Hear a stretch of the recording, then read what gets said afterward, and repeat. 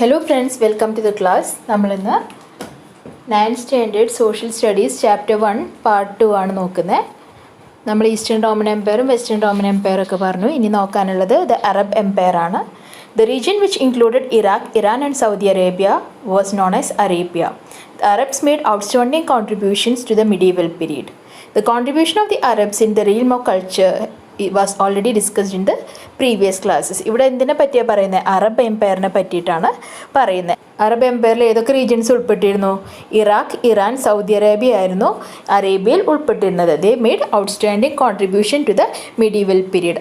Arabs അവരുടേതായിട്ടുള്ള contribution medieval പീരീഡിന് നൽകിയിട്ടുണ്ട്. ഇതിൽ നോക്കാനുള്ള ഇതേ ഉള്ളൂ. അറേബ്യ ഏതൊക്കെ റീജിയൻ ഉൾപ്പെട്ടതായിരുന്നു? Iraq, Iran, Saudi Arabia include ചെയ്തിട്ടുള്ളതായിരുന്നു അറബ് റീജിയൻ എന്ന് പറയുന്നത്. In the next paragraph, in the political sphere also they contributed a lot. Muhammad, the prophet of Islam, was the head of Arab state. After the death of Prophet Muhammad in 632 CE, Arabia was ruled by caliphs. During their reign, the Arab Empire was very vast and included region from Asia Minor to the Arabian Sea. Their capital was Medina. എന്താ പറയുന്നത്? Arabian Empire political സ്ഫിയറിൽ അതിൻ്റേതായ contributions നൽകിയിട്ടുണ്ട്. പിന്നെ എന്താ പറയുന്നത്? Arabian എംപയറിൻ്റെ head എന്ന് പറയുന്നത് prophet of ഇസ്ലാം എന്ന് പറയുന്നത് ആരായിരുന്നു? മുഹമ്മദ് ആയിരുന്നു. After the death of prophet Muhammad in 632, അതായത് 632 CE പ്രൊഫറ്റ് മുഹമ്മദിൻ്റെ കാലശേഷം അറേബ്യൻ എംപയർ റൂൾ ചെയ്തിരുന്നത് കാലിഫ്സ് എന്ന് പറഞ്ഞൊരു സെക്ഷൻ ആയിരുന്നു. പിന്നെന്താ പറയുന്നത്? കാലിഫ്സ് റൂൾ ചെയ്തിരുന്ന സമയത്ത് അറേബ്യ എന്ന് പറയുന്നത് വളരെ വലിയൊരു റീജിയൻ ആയിരുന്നു. എവിടം തൊട്ട് എവിടം വരെയാണെന്നാണ് പറയുന്നത്? ഏഷ്യ മൈനർ തൊട്ട് അറേബ്യൻ സീ വരെ മുഴുവൻ അറബ് എംപയർ ആയിട്ടാണ് അറിയപ്പെട്ടിരുന്നത്. അറബ് എംപയറിൻ്റെ ക്യാപിറ്റലായിരുന്നു മെദീന എന്ന് പറയുന്നത്. അപ്പോൾ ഇതിൽ മാർക്ക് ചെയ്യാനുള്ളത് Muhammad, prophet of Islam. Prophet Muhammad 632 CE അദ്ദേഹം മരിച്ചത്. And Arabia was then rule by caliphs. അവർ റൂൾ ചെയ്തിരുന്ന സമയത്ത് അറേബ്യൻ എംപയർ എന്ന് പറയുന്നത് ഏഷ്യ മൈനർ തൊട്ടിട്ട് അറേബ്യൻ സീ വരെ ഉണ്ടായിരുന്നു എന്നാണ് പറയുന്നത്. After the early caliphs, Arabia was ruled by the Umayyad dynasty. They introduced centralized administration in Arabia. The gold coin dinar and the silver coin dirham were used by the Umayyads. Their capital was Damascus. After the Umayyads, the Abbasids became the rulers. During the period of Abbasids, the capital was shifted to Baghdad. എന്താ പറയുന്നത്? Okay, ഇതുവരെ നമ്മൾ പറഞ്ഞു first prophet Muhammad rule ചെയ്തു. അത് കഴിഞ്ഞിട്ട് അവരുടെ കാലശേഷം റൂൾ ചെയ്തിരുന്നത് കാലിഫ്സ് ആയിരുന്നു എന്ന് പറഞ്ഞു. കാലിഫ്സിൻ്റെ റൂളിങ് കഴിഞ്ഞിട്ട് പിന്നെ ആരാ റൂൾ ചെയ്തത്? അവരെയാണ് ഉമയ്യാദ് ഡൈനാസ്റ്റി എന്ന് പറയാം. ഉമയ്യാദ് ഡൈനാസ്റ്റി ഭരണത്തിൽ കുറേ മാറ്റങ്ങൾ കൊണ്ടുവന്നു. അവരുടെ സെൻട്രലൈസ്ഡ് അഡ്മിനിസ്ട്രേഷൻ സിസ്റ്റം ആയിരുന്നു. ഏകീകൃത അഡ്മിനിസ്ട്രേഷൻ എന്ന് പറയില്ലേ, അതിനെയാണ് സെൻട്രലൈസ്ഡ് അഡ്മിനിസ്ട്രേഷൻ എന്ന് പറയുക. ദിനാറും ദിറമും അവരാണ് കൊണ്ടുവന്നത്. ഗോൾഡ് കോയിൻ ദിനാറായും അറിയപ്പെട്ടു, സിൽവർ കോയിൻ ദിറംസുമായും അറിയപ്പെട്ടു. പഠിക്കണം. Gold coin was known as dinar and the silver coins were known as dirham. The capital was Damascus. എന്താണ്ടായത്? ഡമാസ്കസിലേക്ക് അവർ ക്യാപിറ്റൽ മാറ്റി. പണ്ട് അറബ് എംപയറിൻ്റെ ക്യാപിറ്റൽ ഏതായിരുന്നു? മെദീനയായിരുന്നു. അത് ഉമയ്യാദ്സിൻ്റെ ഡൈനാസ്റ്റിയോട് കൂടി അത് മാറി ഡമാസ്കസ് ആയി. After Umayyads, Abbasids became the rulers. During the period of Abbasid, the capital was again shifted to Baghdad. അബ്ബാസിഡ്സിൻ്റെ കാലത്തിൽ എന്തായി? അറബ് എംപയറിൻ്റെ ക്യാപിറ്റൽ എന്ന് പറയുന്നത് ബാഗ്ദാദായി. അപ്പോൾ നമ്മൾ അറബ് എംപയറിൽ എന്തൊക്കെയാണ് പറഞ്ഞതെന്ന് നോക്കാം. അറബ് എംപയർ ഭയങ്കര വലിയ റീജിയൻ ആയിരുന്നു. It was a vast region. It included Iraq, Iran and Saudi Arabia and was known as Arabia എന്ന് പറഞ്ഞു. പിന്നെ they made lot of contribution in the political sphere എന്ന് പറഞ്ഞു. Prophet Muhammad was a ruler till 632 and after 632 it was ruled by caliphs എന്ന് പറഞ്ഞു അല്ലേ. 632 prophet Muhammad അന്തരിച്ചത്. അത് കഴിഞ്ഞിട്ട് അദ്ദേഹത്തിൻ്റെ കാലഘട്ടം കഴിഞ്ഞപ്പോൾ റൂൾ ചെയ്തിരുന്നത് കാലിഫ്സ് ആയിരുന്നു എന്ന് പറഞ്ഞു. കാലിഫ്സ് റൂൾ ചെയ്തിരുന്നപ്പോൾ അറബ് എംപയറിൻ്റെ ക്യാപിറ്റൽ എന്ന് പറയുന്നത് മെദീനയായിരുന്നു. കാലിഫ്സിൻ്റെ കാലഘട്ടം കഴിഞ്ഞപ്പോൾ പിന്നെ ആരാണ് റൂൾ ചെയ്തത്? കാലിഫ്സ് കഴിഞ്ഞപ്പോൾ പിന്നെ റൂൾ ചെയ്തിരുന്നത് ഉമയ്യാദ് ഡൈനാസ്റ്റിയാണ്. ഉമയ്യാദ് ഡൈനാസ്റ്റി കുറേ മാറ്റങ്ങൾ കൊണ്ടുവന്നു. അവരുടെ സെൻട്രൽ അഡ്മിനിസ്ട്രേഷൻ ആയിരുന്നു. അവരാണ് ഗോൾഡ് കോയിൻ ദിനാറും സിൽവർ കോയിൻ ദിറംസും ഇൻട്രൊഡ്യൂസ് ചെയ്തത്. ഉമയ്യാദ് ഡൈനാസ്റ്റി സമയത്ത് ക്യാപിറ്റൽ എന്ന് പറയുന്നത് നമ്മൾ ഡമാസ്കസിലായിരുന്നു. After Umayyads there came the Abbasids. അബ്ബാസിഡ്സിൻ്റെ റൂളിംഗ് ടൈമിൽ the capital was shifted to Baghdad. ഇത്രയും കാര്യങ്ങളാണ് പറയുന്നത്. നോർമലി ഇത് 1 മാർക്ക് ക്വസ്റ്റ്യൻ അങ്ങനത്തെ ക്വസ്റ്റ്യൻസിലാണ് കൂടുതൽ കാണാറ് കാലിഫ്സിനെയൊക്കെ പറ്റിയിട്ട്. ഓക്കെ, ഇനി എന്താ പ്രൊഫറ്റ് മുഹമ്മദിനെ പറ്റി സൈഡിൽ കൊടുത്തിട്ടുണ്ട്, വായിച്ചു നോക്കാം. Muhammad was born at Mecca in 571 CE. C എന്ന് പറഞ്ഞാൽ എന്താ, കറണ്ട് ഇറ അല്ലേ. കറണ്ട് ഇറേനെയാണ് നമ്മൾ സി എന്ന് പറയുക, അല്ലെങ്കിൽ കോമൺ ഇറ എന്നൊക്കെ പറയും. He belong to the Quraishi tribe. Mecca was known as the holy city of Islam. പഠിക്കണം, Mecca was known as the holy city of Islam. Of the opposition of the influential class of Mecca, prophet Muhammad fled to Medina in 622 CE. This was known as Hijra. The event was the starting point of the Hijra era. Prophet മുഹമ്മദിനെ പറ്റിയിട്ടാണ് പറയുന്നത്. He was born in Mecca in 571 CE and he belonged to the Qurayshi tribe. Quraishi ട്രൈബിലാണ് prophet Muhammad ജനിച്ചത് 571 CEയിൽ. മെക്കേനെ എന്തെന്നും അറിയപ്പെട്ടിരുന്നത്, city of Islam എന്നറിയപ്പെട്ടിരുന്നത് മെക്കയായിരുന്നു. Because of the opposition of influential class. Influential class എന്ന് പറഞ്ഞാൽ എന്താ, ഇൻഫ്ലുവൻഷ്യൽ ക്ലാസ് എന്ന് പറഞ്ഞാൽ പ്രമാണികൾ എന്ന് പറയില്ലേ, പ്രമാണികളിനെയാണ് ഇൻഫ്ലുവൻഷ്യൽ ക്ലാസ് എന്ന് പറയുക. ഇൻഫ്ലുവൻഷ്യൽ ക്ലാസ് പ്രമാണികരുടെ ഒപ്പോസിഷനോട് കൂടി എന്താ ഉണ്ടായത്, prophet Muhammad fled to Medina. Prophet Muhammad മെക്കയിൽ നിന്ന് മെദീനയിലേക്ക് പോയി എന്നാണ് പറയുന്നത്. ആ പലായനത്തിനാണ് എന്തെന്ന് പറയുന്നത്, ഹിജ്റ എന്ന് പറയുന്നത്. ആൻഡ് ദാറ്റ് ഇവൻ was the starting point of ഹിജ്റ എറ എന്ന് പറയുന്നത്. ഏർലി കാലിഫ്സ് ഒക്കെ കൊടുത്തിട്ടുണ്ട്, ജസ്റ്റ് ഒന്ന് വായിച്ച് നോക്കുക. ഇനി വരുന്ന സെക്ഷൻ ഇമ്പോർട്ടൻ്റ് ആണ്. അബ്ബാസിഡ് ഡൈനാസ്റ്റി എന്താണ് എന്നാണ് ചോദിക്കുന്നത്. ഇത് ഇമ്പോർട്ടൻ്റ് ആണ്, ഇത് പഠിക്കണം, എക്സാമിന് വരാറുണ്ട്. നമുക്ക് വായിച്ചു നോക്കാം. The most famous ruler of Abbasid dynasty was Harun al-Rashid. As a benevolent ruler, he implemented many welfare measures. It was during his period that hospitals were established in Arabia for the first time. Judicial administration was based on the principles of Islam and the rule of law was strictly observed. The people were free to travel anywhere in the empire without fear. Harun al-Rashid established contacts with the Holy Roman Empire and sent ambassadors to the place of Charlemagne. Abbasid ഡൈനാസ്റ്റിയിലെ most famous ruler ആയിരുന്നു Harun al Rashid. As a benevolent ruler എന്ന് പറഞ്ഞാൽ എന്താ, പ്രജാക്ഷേമ തൽപരനായിരുന്നു, പ്രജകളുടെ ക്ഷേമത്തിന് വേണ്ടി പ്രവർത്തിക്കുന്ന ഒരു റൂളറായിരുന്നു Harun al Rashid. He implemented many welfare measures. കുറേ വെൽഫെയർ മെഷേഴ്സ് അദ്ദേഹം ഇംപ്ലിമെൻറ്റ് ചെയ്തിരുന്നു. ഏതൊക്കെയാണ് welfare measures Harun al Rashid implement ചെയ്തത് അബ്ബാസിഡ് ഡൈനാസ്റ്റിയിൽ? Which are the measures which were implemented by Harun al Rashid? എക്സാമിന് ക്വസ്റ്റ്യൻസ് വരാറുണ്ട്, അല്ലെങ്കിൽ ഫീച്ചേഴ്സ് ഓഫ് അബ്ബാസിഡ് ഡൈനാസ്റ്റി എന്ന് പറഞ്ഞ് ചോദിക്കാറുണ്ട്. ഇതൊക്കെയാണ് ഇനി വരുന്ന പോയിന്റ്സ് ആണ് എഴുതേണ്ടത്. As a benevolent ruler he implemented many welfare measures. കുറേ ക്ഷേമത്തിനുള്ള കാര്യങ്ങൾ അദ്ദേഹം ഇംപ്ലിമെൻറ്റ് ചെയ്തിരുന്നു. അതാണ് ഫസ്റ്റ് വൺ. സെക്കൻഡ് പോയിന്റ് എന്താ, it was during his period that hospitals were establish in Arabia for the first time. അറേബ്യയിൽ ഏറ്റവും ആദ്യമായിട്ട് ഹോസ്പിറ്റൽസ് സെറ്റപ്പ് ചെയ്തിരുന്നത് ഹാറൂൺ അൽ റാഷിദ് ആയിരുന്നു. തേർഡ് വൺ എന്താ പറയുന്നത്, judicial administration was based on the principles of Islam and the rule of law was strictly observed. Administration system base ചെയ്തിരിക്കുന്നത് ഇസ്ലാമിക പ്രിൻസിപ്പൾസിൻ്റെ മുകളിലായിരുന്നു. And the rule was strictly observed. ആ rule strict ആയിട്ട് observe ചെയ്ത് പോന്നിരുന്നു. എന്താ പറയുക, സ്ട്രിക്റ്റ് ആയിട്ടുള്ള ലോസും അതിൻ്റെ നടത്തിപ്പും ഒക്കെ സ്ട്രിക്റ്റ് ആയിരുന്നു അബ്ബാസിഡ് ഡൈനാസ്റ്റിയിൽ ഹാറൂൺ അൽ റാഷിദ് ചെയ്തിരുന്നത്.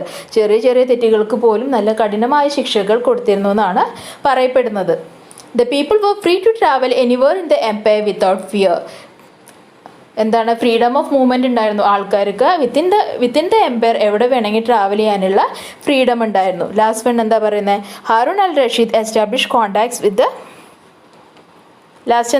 Harun al-Rashid established contacts with the Holy Roman Empire and sent ambassadors to the palace of Charlemagne. എന്താ പറയുന്നത്, ഹോളി റോമൻ എംപയറുമായി അദ്ദേഹം കോണ്ടാക്ട്സ് വെക്കാൻ ശ്രമിച്ചിരുന്നു. ആൻഡ് സെൻഡ് അംബാസഡേഴ്സ് എന്ന് പറഞ്ഞാൽ എന്താ, നമ്മുടെ രാജ്യത്ത് നിന്ന് ഒരാളെ നമ്മുടെ രാജ്യത്തിൻ്റെ പ്രതിനിധിയായിട്ട് വേറൊരു സ്ഥലത്തേക്ക് അയക്കുന്നതിനാണ് എന്തെന്ന് പറയുക, അംബാസഡർ എന്ന് പറയുക. അതായത് ഫ്രണ്ട്ലി റിലേഷൻ മെയിൻറ്റെയിൻ ചെയ്യാൻ വേണ്ടിയിട്ടാണ് അങ്ങനെ നമ്മൾ അംബാസഡേഴ്സിനെ അയക്കുന്നത്. നമുക്ക് മാർക്ക് ചെയ്യാം അപ്പോൾ ഏതൊക്കെ ഇമ്പോർട്ടൻറ്റ്. ക്വസ്റ്റ്യൻ വരുന്നത് എന്താ, താഴെ കൊടുത്തിട്ടുണ്ട്. Why is it said that Harun al Rashid was different from the other medieval ruler? എന്തുകൊണ്ടാണ് ഹാറൂൺ അൽ റഷീദ് ബാക്കിയുള്ള റൂളേഴ്സിൽ നിന്നും ഡിഫറെൻ്റ് ആണെന്ന് പറയുന്നത്? ഇമ്പോർട്ടൻറ്റ് ക്വസ്റ്റ്യൻ ആണ്. എന്താ എഴുതേണ്ടത്? Famous ruler of the Abbasid dynasty was Harun al Rashid. He implemented many welfare measures. First point. Second one, hospitals were establish in Arabia for the first time. Hospitals establish ചെയ്തു. Third point, judicial administration was based on the principles of Islam and the rule of law was strictly observed. അതാണ് അടുത്ത point. The people were free to travel anywhere within the empire and he establish contacts with the Holy Roman Empire and send ambassadors to the palace of Charlemagne. അപ്പോൾ ഇത്രയുമാണ് ഹാറൂൺ അൽ റഷീദിനെ ബാക്കിയുള്ള റൂളേഴ്സിൽ നിന്നും different ആക്കുന്നത്. Important ആണ്, പഠിക്കുക. Next എന്താ, ബാഗ്ദാദിനെ കുറിച്ച് പറയുന്നുണ്ട്, വായിച്ചു നോക്കാം. Baghdad is located on the banks of the river Tigris. This city is the background of the book 1001 Nights. കേട്ടിട്ടുണ്ടാവും 1001 രാവുകൾ എന്ന് പറയുന്ന ബുക്കിൻ്റെ ബാക്ക്ഗ്രൗണ്ട്. അതായത് ആ ബുക്ക് ബേസ് ചെയ്തിട്ടുള്ളത് എവിടെയാണ്? ബാഗ്ദാദിലാണ്. The city is depicted as the biggest and richest city in the world. 1001 Nightsലൂടെ പ്രശസ്തമായ ഒരു സിറ്റിയാണ് ഏത്? Baghdad. Biggest and richest city in the world ആണ്. It was here that the world famous university of Baghdad and the palace of Abbasids were situated. Baghdad was conquered by Mongolian ruler Taimur and the Ottoman ruler Suleiman. During the Mongolian invasion, it is said that there were about 36 public libraries in Baghdad city. It was also a cultural center of that period. അപ്പോൾ ബാഗ്ദാദിനെ കുറിച്ച് നിങ്ങൾ എന്തൊക്കെ പഠിച്ചോ? River ടൈഗ്രിസിൻ്റെ തീരത്തായിരുന്നു the location of Baghdad. It is famous from the books 1001 Nights. It is the biggest and richest city in the world. Biggest and richest city in the world one word ആയിട്ട് വരാറുണ്ട്. Biggest and richest city in the world is Baghdad. അവിടെ ലോക പ്രശസ്തമായൊരു university ഉണ്ടായിരുന്നു, university of Baghdad. Baghdad ആരൊക്കെ conquer ചെയ്തത്? തൈമൂറും Ottoman ruler Sulaiman കൂടിയാണ് കോൺക്വർ ചെയ്തിരുന്നത്.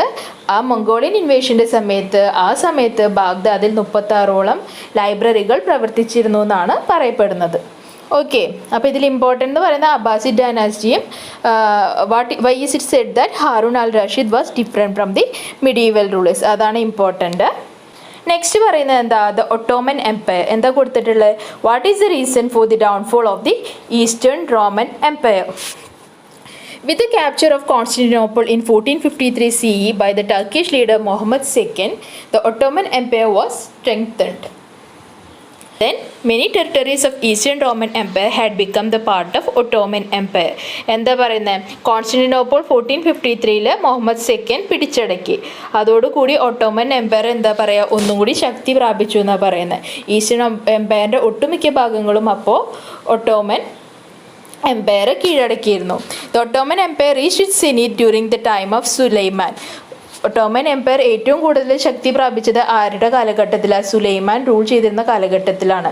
സെനീത്ത് എന്ന് പറഞ്ഞാൽ ഉന്നതികളിലെത്തുക, മൂർധന്യത്തിലെത്തുക എന്നൊക്കെ പറയില്ലേ, അതിനെയാണ് സെനീത്ത് എന്ന് പറയുന്ന വേർഡ് കൊണ്ട് ഉദ്ദേശിക്കുന്നത്. He was called al Qanuni the law giver. He codified the Ottoman laws and established centralized administration in the empire. During this period, many regions of Europe became the part of Ottoman Empire. Thus, the European realized the military strength of Asia through the Ottoman rulers.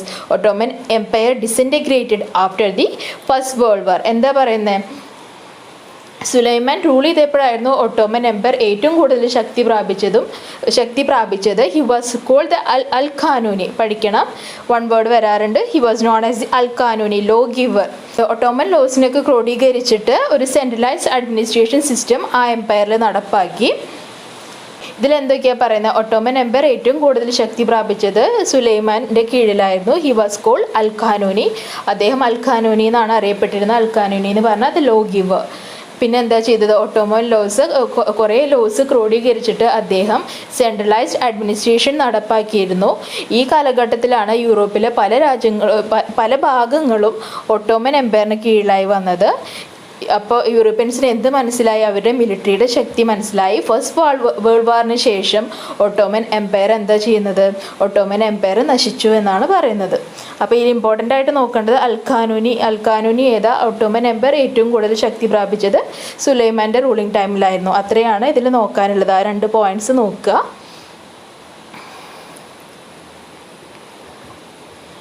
ഇനി Ottoman എംപയറിനെ കുറിച്ച് കൊടുത്തിട്ടുണ്ട്, just വായിച്ചു നോക്കാം. It was believed that the Ottoman empire was founded towards the last part of 13th century by one of the tribal leaders of Turkey, Osman. He was called Ottaman and it was from this name that Ottoman was derived. Ottoman എംപയറിന് എങ്ങനെ ആ പേര് കിട്ടി, ആരാണ് Ottoman Empire ഉണ്ടാക്കിയതെന്നൊക്കെയാണ് പറയുന്നത്. എന്താ പറയുന്നത്?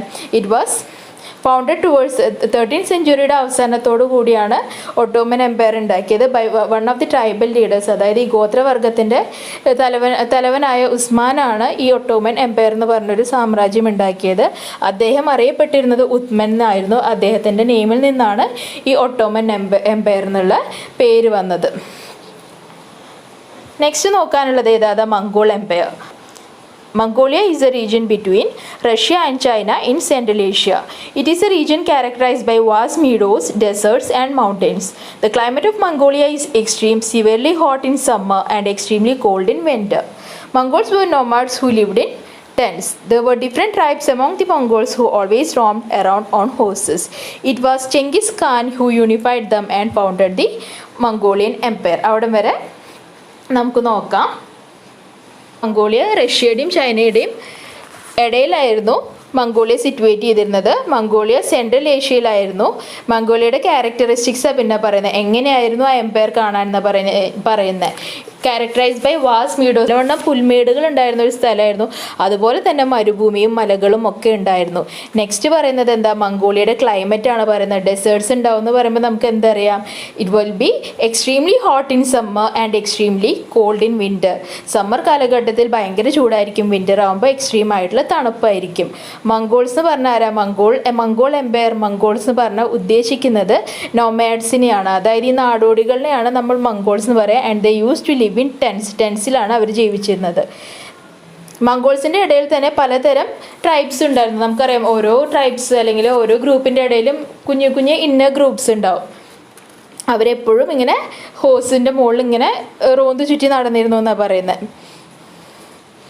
പിന്നെന്താ? ഇനിയാണ് ഇമ്പോർട്ടൻ്റ് വരുന്നത്. It was Genghis Khan who unified them and founded the Mongolian Empire. അവരെ ഒരു യൂണിഫൈ ചെയ്തത് ആരാ? ചെങ്കിസ് ഖാനാണ്. The seat of Genghis Khan was at Karakorum on the banks of the river Onon in Siberia. Okay, അപ്പോൾ Genghis ഖാനാണ് അവരെ unify ചെയ്തിരുന്നത്. Genghis Khan എവിടെയായിരുന്നു? Karakorum on the banks of river Onon in Siberia. അപ്പോൾ ഇതാണ് Mongolian Empire. എന്തൊക്കെ പറഞ്ഞു Mongolian എംപയറിൽ? എവിടെയാണ് അത് സിറ്റുവേറ്റ് ചെയ്തിരിക്കുന്നത്, എങ്ങനെയാണ് അവിടുത്തെ ക്ലൈമറ്റ്, എങ്ങനെയാണ് അവിടുത്തെ ജോഗ്രഫി എന്നൊക്കെ നമ്മൾ പറഞ്ഞു. ഇമ്പോർട്ടൻ്റ് എന്താണെന്നാണ് പറഞ്ഞത്? ചെങ്കിസ് ഖാനാണ് മംഗോൾസിനെ യൂണിഫൈ ചെയ്തത്. അദ്ദേഹമാണ് അവരിൽ മാറ്റങ്ങൾ കൊണ്ടുവന്നതെന്നാണ് പറയുന്നത്.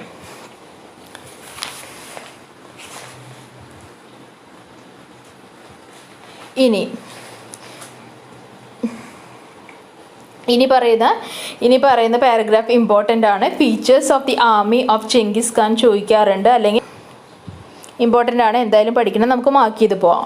The chief characteristic feature of Mongol army was it strong cavalry. The main attraction of the army was the small cannons which could be used while sitting on the horseback. Genghis Khan also maintained a well-organized espionage. എന്താ പറയുന്നത്? Chief characteristics എന്തായിരുന്നു Mongol ആർമിയുടെ? Strong cavalry. Strong cavalry എന്ന് പറഞ്ഞാൽ എന്താ? നല്ല ശക്തരായ കുതിരപ്പടയായിരുന്നു Mongol ആർമിയുടെ ഏറ്റവും വലിയ ഫീച്ചർ. കുതിരപ്പടയായിരുന്നു അവരുടെ ഏറ്റവും വലിയ ശക്തി എന്ന് പറഞ്ഞാൽ. രണ്ടാമത്തെ മെയിൻ അട്രാക്ഷൻ എന്തായിരുന്നു? സ്മോൾ കാനൺസ്. സ്മോൾ കാനൺസ് എന്ന് പറഞ്ഞാൽ ചെറിയ പീരങ്കികളെയാണ് കാനൺസ് എന്ന് പറയാം. Which could be use while sitting on the horse back. അവർക്ക് കുതിരപ്പുറത്ത് ഇടുന്ന് തന്നെ പ്രവർത്തിക്കാൻ പറ്റിയ കുഞ്ഞിയ പീരങ്കികൾ അവരുടെ കയ്യിലുണ്ടായിരുന്നു. തേർഡ് വൺ എന്താ പറയുന്നത്? Well organised espionage. Well organised espionage എന്ന് പറഞ്ഞു കഴിഞ്ഞാൽ സംഘടിതമായ ചാരസംഘടനയായിരുന്നു ചെങ്കിസ് ഖാൻ ഉണ്ടായിരുന്നത്. അയർന്മാരെ എന്തിനാണ് ഉപയോഗിക്കുക? നമ്മൾ ബാക്കിയുള്ള രാജ്യത്തിൽ നിന്നും വിവരങ്ങൾ ചോർത്താനും അവരെ പറ്റിയിട്ടുള്ള ഇൻഫോർമേഷൻ അറിയാൻ വേണ്ടിയിട്ടും. പിന്നെ അപ്പോൾ ഇതാണ് 3 ക്യാരക്ടറിസ്റ്റിക് അദ്ദേഹത്തിൻ്റെ ആർമിയെ കുറിച്ച് പറയുന്നത്. ഏതൊക്കെയാണ് പറഞ്ഞാൽ? ആദ്യത്തെ പറഞ്ഞു സ്ട്രോങ് കെവൽറി. കെവൽറി എന്ന് പറഞ്ഞാൽ കുതിരപ്പട. സെക്കൻഡ് വൺ എന്താ പറഞ്ഞത്? The small cannons which could be use while riding the horses. കുതിരപ്പുറത്ത് ഇരുന്നുകൊണ്ട് തന്നെ പ്രവർത്തിപ്പിക്കാൻ പറ്റുന്ന കാനൺസ് ഉണ്ടായിരുന്നു. Third one was the organised espionage എന്ന് പറഞ്ഞാൽ ചാരസംഘടനകളുണ്ടായിരുന്നു. ഇനി നെക്സ്റ്റ് എന്താ പറയുന്നത്, നെക്സ്റ്റും ചെങ്കിസ് ഖാൻ കൊണ്ടുവന്ന ചേഞ്ചസോ അല്ലെങ്കിൽ അതിൻ്റെ ഫീച്ചേഴ്സ് തന്നെയാണ്, പക്ഷേ അതിന് അഡ്മിനിസ്ട്രേഷനിലും കമ്മ്യൂണിക്കേഷനെയും പറ്റിയിട്ടാണ് പറയുന്നത്. നമുക്ക് വായിച്ച് നോക്കാം. To connect the distant places of the empire with the administrative centre, Mongolians introduced a postal system using horses. The communication system was known as the courier. The courier system of Genghis Khan was speedy and defective. ഇതുവരെ നമ്മൾ പറഞ്ഞത് എന്താ, അവരുടെ ആർമിയുടെ കാര്യമാണ് പറയുന്നതെങ്കിൽ ഇനി കമ്മ്യൂണിക്കേഷനിൽ കൊണ്ടുവന്ന ചേഞ്ചസ് ആണ് നോക്കുന്നത്. എന്താ പറയുന്നത്, മംഗോളിയൻസ് പോസ്റ്റൽ സിസ്റ്റം ഇൻട്രൊഡ്യൂസ് ചെയ്തത് മംഗോളിയൻസ് ആണ്. കുതിരപ്പുറത്താണ് ഈ പോസ്റ്റൽ സർവീസ് അവർ ചെയ്തിരുന്നത്. ആ കമ്മ്യൂണിക്കേഷൻ സിസ്റ്റത്തിന് വിളിച്ചിരുന്ന പേരാണ് എന്ത്, കൊറിയർ എന്ന്. Courier system of Genghis Khan was speedy and defective. അദ്ദേഹത്തിൻ്റെ കൊറിയർ സിസ്റ്റം, അദ്ദേഹം ഇംപ്ലിമെൻറ്റ് ചെയ്ത സിസ്റ്റം എന്ന് പറയുന്നത് ഭയങ്കര സ്പീഡിയുമായിരുന്നു, ഇഫക്റ്റീവുമായിരുന്നു. അപ്പോൾ ഇത് ഇമ്പോർട്ടൻ്റ് ആണ്, എക്സാമിന് വരാറുണ്ട്, പഠിക്കുക കേട്ടോ. ഇനി എന്താ, തൈമൂറിനെ കുറിച്ച് പറയുന്നുണ്ട്. Timur rule Mongolia with Samarkand as his capital. He was a successor of Genghis Khan who founded the empire. As he was maimed in a war, he was also known as Tamerlane. In 1398, he crossed the river Indus and reached Delhi. On his way back, he took with him a great treasure. ഇനി എന്താ പറയുന്നത്, തൈമൂറിനെ കുറിച്ചാണ് പറയുന്നത്. ഇതിനു മുമ്പ് നമ്മൾ പഠിച്ചിട്ടുണ്ട്. തൈമൂറാണ് മംഗോളിയനെ rule ചെയ്തിരുന്നത്. മംഗോളിയയുടെ ആ സമയത്തെ ക്യാപിറ്റൽ എന്ന് പറയുന്നത് സമർക്കാണ്ട് ആയിരുന്നു. He was the successor of Genghis Khan. Genghis Khan കഴിഞ്ഞിട്ട് ആ എംപയർ റൂൾ ചെയ്തിരുന്നത് തൈമൂർ ആയിരുന്നു. As he was maimed in a war എന്ന് പറഞ്ഞാൽ അദ്ദേഹത്തിന് എന്താ പറയുക, യുദ്ധത്തിൽ പരിക്ക് പറ്റി. അപ്പോൾ ആ ഒരു മുറിവുണ്ടായിരുന്നു. അപ്പോൾ he was also known as Tamerlane. അദ്ദേഹം മുടന്തനായ ടൈമൂർ എന്നും അറിയപ്പെട്ടിരുന്നു. ലെയിൻ എന്ന് പറഞ്ഞാൽ മുടന്തൻ എന്നാണ് ഉദ്ദേശിക്കുന്നത്. മുടന്തനായ ടൈമൂർ എന്നും അദ്ദേഹം അറിയപ്പെട്ടിരുന്നു. 1398 he cross river Indus and reach Delhi. ഡൽഹിയിലെത്തിയിട്ട് അദ്ദേഹത്തിൻ്റെ കൂടെ വലിയ നിധി കൊണ്ടുപോയി എന്നാണ് പറയുന്നത്. അതായത് കുറേ സമ്പത്ത് അദ്ദേഹത്തിൻ്റെ കൂടെ കൊണ്ടുപോയി എന്നാണ് പറയുന്നത്. അപ്പോൾ ഇവിടെ ഇമ്പോർട്ടൻ്റ് എന്ന് പറയുന്നത് ചെങ്കിസ് ഖാൻ്റെ ആണ്. അദ്ദേഹം കൊണ്ടുവന്ന ചേഞ്ചസ് ആണ്, ഇമ്പോർട്ടൻ്റ് ആണ്, പഠിക്കുക. നെക്സ്റ്റ് വരുന്നത് എന്താ, ദ മാലി എംപയർ ആണ്. The Mali Empire was one of the famous empires of medieval Africa. The centre of administration was Mali in West Africa. Mali എംപയറിനെ കുറിച്ചാണ് പറയുന്നത്. മിഡീവൽ ആഫ്രിക്കയിലെ ഒരു ഫേമസ് എംപയർ ആയിരുന്നു ഏത്, മാലി എംപയർ എന്ന് പറഞ്ഞാലും വെസ്റ്റ് ആഫ്രിക്കയുടെ സെൻറ്റർ ഓഫ് അഡ്മിനിസ്ട്രേഷൻ എന്ന് പറയുന്നത് മാലി ആയിരുന്നു. ഓക്കെ, അത് വായിക്കണം. The centre of administration was Mali in West Africa. Observe the map and locate the areas that came under Mali Empire. Mali എംപയറിൽ വന്ന സ്ഥലങ്ങൾ നിങ്ങളോട് ഒബ്സർവ് ചെയ്യാനാണ് പറയുന്നത്. മാപ്പ് ജസ്റ്റ് നോക്കുക. ഇനി വായിക്കാം നമുക്ക്. Kangan Musa was a famous ruler of medieval Africa who was also known in European records as Mansa Musa. Mali had huge treasures of gold and hence it was a wealthy region at that time. എന്താ പറയുന്നത്, medieval ആഫ്രിക്കയുടെ ഒരു famous ruler ആയിരുന്നു Kangen Musa. European റെക്കോർഡ്സിൽ അദ്ദേഹം അറിയപ്പെട്ടിരുന്നത് Mansa Musa എന്നായിരുന്നു. മാലിയിൽ സ്വർണത്തിൻ്റെ വലിയ വലിയ ശേഖരങ്ങൾ ഉണ്ടായിരുന്നു എന്നാണ് പറയുന്നത്. അത് ഭയങ്കര ഒരു വെൽത്തി ആയിട്ടുള്ള റീജിയൻ ആയിരുന്നു ആ സമയത്ത്. അത്രയാണ് പറയുന്നത്. കങ്കൻ മൂസയാണ് ഫേമസ് റൂളർ. മാലി എംപയർ അദ്ദേഹമാണ് റൂൾ ചെയ്തിരുന്നത്. സ്വർണത്തിൻ്റെ വലിയ ശേഖരങ്ങളുണ്ടായിരുന്നു. അദ്ദേഹം യൂറോപ്യൻ റെക്കോർഡ്സിൽ അറിയപ്പെട്ടിരുന്നത് മൻസ മൂസ എന്നാണ്. നെക്സ്റ്റ് എന്താ പറയുന്നത്, Timbuktu in the empire of Mali was most important cultural and commercial centre of medieval Africa. Timbuktu empire, മാലിയിലുള്ള Timbuktu empire one of the important commercial and cultural centre ആണ്. Kankan Musa പഠിക്കണം. European റെക്കോർഡ്സിൽ അദ്ദേഹം അറിയപ്പെട്ടിരുന്ന Mansa Musa, അത് പഠിക്കണം. Treasures of gold ഉണ്ടായിരുന്നു. Okay, Timbuktu ഇത് വൺ വേർഡ് ആയിട്ട് വരാറുണ്ട്. Timbuktu in empire of Mali was the important cultural and commercial centre of medieval Africa ചോദിച്ചാൽ നിങ്ങൾ എഴുതേണ്ടത് ടിംബക്തു ആണ്. എങ്ങനെ അത് ഇമ്പോർട്ടൻറ്റ് കൊമേഴ്ഷ്യൽ സെൻറ്റർ ആയെന്നാണ് ഇനി പറയുന്നത്. Merchants from Venice, Grenada and Genova reached Timbuktu for marketing their merchandise such as gold and ivory. It was also a center of slave trade. The University of Timbuktu was one of the leading centers of knowledge of that period. The university attracted students from all parts of the world. The great mosque constructed by Kankan Musa at Timbuktu was the leading center of Islamic studies during the medieval period. ഈ paragraph full ടിംബക്ടുവിനെ പറ്റിയിട്ടാണ് പറയുന്നത്. ടിംബക്ടു എന്ന് പറഞ്ഞാൽ ഏറ്റവും famous ആയിട്ടുള്ളൊരു cultural and commercial centre ആയിരുന്നു. വെനീസിലെയും ഗ്രാനഡയിലും ജനോവയിലും ഒക്കെ merchants കച്ചവടക്കാർ ടിംബക്ടുവിൽ വന്നിരുന്നു. എന്തിനാ? അവരുടെ ഗോൾഡും ഐവറിയും ഒക്കെ മാർക്കറ്റ് ചെയ്യാൻ വേണ്ടിയിട്ടാണ് അവർ അവിടേക്ക് വന്നിരുന്നത്. ടിംബക്ടു എന്തിൻ്റെയും സെൻറ്റർ ആയിരുന്നു? സ്ലേവ് ട്രേഡ്, അടിമക്കച്ചവടത്തിൻ്റെയും സെൻറ്റർ ആയിരുന്നു ടിംബക്ടു. അവിടെ യൂണിവേഴ്സിറ്റി ഓഫ് ടിംബക്ടു ലൊക്കേറ്റ് ചെയ്തിരുന്നു, known as the center of knowledge during that period. It attracted many students from many regions. പിന്നെ എന്താ പറയുന്നത്? There was a great mosque which was constructed by Kankan Musa at Timbuktu. അത് Islamic സ്റ്റഡീസിൻ്റെ ഒരു leading centre ആയിരുന്നു. അപ്പോൾ ഈ ടിംബക്ടുവിനെ കുറിച്ച് നമ്മൾ എന്തൊക്കെ പറഞ്ഞു? ഒരു famous cultural and commercial centre ആണ്. വെനീസിലെയും ഗ്രാനഡയിലും ജനോവയിലുള്ള മെർച്ചൻസ് ടിംബക്ടുവിൽ വന്നിട്ട് അവരുടെ ഗോൾഡും ഐവറിയും ട്രേഡ് ചെയ്തിരുന്നു. അവിടെ എന്തും നടന്നിരുന്നു? സ്ലേവ് ട്രേഡിങ്, അടിമക്കച്ചവടവും നടന്നിരുന്നു. നെക്സ്റ്റ് എന്താ പറഞ്ഞാൽ? അവിടെ യൂണിവേഴ്സിറ്റി ഓഫ് ടിംബക്ടു സെറ്റപ്പ് ചെയ്തിരുന്നു. പല രാജ്യത്തു നിന്നുള്ള ആൾക്കാർ അവിടെ വന്ന് പഠിക്കാനായിട്ട് അട്രാക്റ്റഡ് ആയിരുന്നു. പിന്നെ എന്താ പറഞ്ഞത്? കങ്കൻ മൂസ ഒരു ഗ്രേറ്റ് മോസ്ക് ബിൽഡ് ചെയ്തിരുന്നത്. It was the leading centre of Islamic studies. അത്രയാണ് നമ്മൾ ഈ പാരഗ്രാഫിൽ പറയുന്നത്. ഇനി എന്താ? ദ ജേർണി ടു മെക്ക കൊടുത്തിട്ടുണ്ട്. The journey of Kankan Musa to Mecca in the year 1324 is world famous. He along with his retinue എന്ന് പറഞ്ഞാൽ അദ്ദേഹത്തിൻ്റെ കൂട്ടാളികൾ, carried with them kilograms of gold, അവരുടെ കൂടെ കുറേ ഗോൾഡ് കൊണ്ടുപോയിരുന്നു. On the way he gave alms to the പൂവേഴ്സിന് വേണ്ടിയിട്ട്, അതായത് ദരിദ്രർക്ക് വേണ്ടിയിട്ടുള്ള ഹെൽപ്പുകൾ ചെയ്തിരുന്നു. അതുപോലെ തന്നെ ഈ ഗോൾഡ് അവിടെയുള്ള മോസ്കിനും പിൽഗ്രിംസിനും ഒക്കെ ഡൊണേറ്റും ചെയ്തിരുന്നു. The journey was also intended to invite teachers and religious scholars to the Mali empire. അവിടെയുള്ള സ്കോളേഴ്സിനെയും ടീച്ചേഴ്സിനെയും അദ്ദേഹത്തിൻ്റെ എംപയറിലേക്ക് ക്ഷണിക്കാൻ വേണ്ടിയിട്ടാണ് ജേർണി ടു മെക്ക അദ്ദേഹം നടത്തിയത്. Ibn Battuta considered Kankan Musa as the richest ruler of the medieval period. ഇതോളൂ, Ibn Battuta considered Kankan Musa as the richest ruler of medieval period. Richest ruler of medieval period ആരായിരുന്നു? അപ്പോൾ Kangen മൂസയായിരുന്നു. അപ്പം നമ്മൾ ഇന്നത്തെ ക്ലാസ്സിൽ എന്തൊക്കെ പറഞ്ഞു? Arab Empire പറഞ്ഞു, ഒട്ടോമൻ എംപയർ പറഞ്ഞു, മംഗോൾ എംപയർ പറഞ്ഞു, ദ മാലി എംപയറും പറഞ്ഞു അല്ലേ? അപ്പോൾ ഇത്രയാണ് ഇന്നത്തെ ക്ലാസ്സിൽ പറഞ്ഞത്. ഇതിൽ ഇമ്പോർട്ടൻറ്റ് ക്വസ്റ്റ്യൻസ് എന്താണെന്ന് ഞാൻ പറഞ്ഞു. ചെങ്കിസ് ഖാൻ ഇമ്പോർട്ടൻ്റ് ആണ്, അദ്ദേഹം കൊടുന്ന ചേഞ്ചസ് ഇമ്പോർട്ടൻ്റ് ആണ്, അത് പഠിക്കണം. പിന്നെ ഏതാ പറഞ്ഞത്? വൺ വേർഡ്സ് വരുന്നത് പറഞ്ഞു, ടിംബക്ടുവിൻ്റെ ഫീച്ചേഴ്സ് പറഞ്ഞു. അപ്പോൾ അത്രയാണ് ഇതിൽ ഇമ്പോർട്ടൻ്റ് ആയിട്ട് വരുന്ന കാര്യങ്ങൾ. അപ്പോൾ നിങ്ങളെല്ലാവരും ഒന്ന് വായിച്ച് നോക്കുക. അപ്പോൾ ഇന്നത്തെ പാട്ട് ഇത്രയേ ഉള്ളൂ. മനസ്സിലായി എന്ന് വിചാരിക്കുന്നു. ക്ലാസ് ഇഷ്ടമായെങ്കിൽ സബ്സ്ക്രൈബ് ചെയ്യുക. Thank you.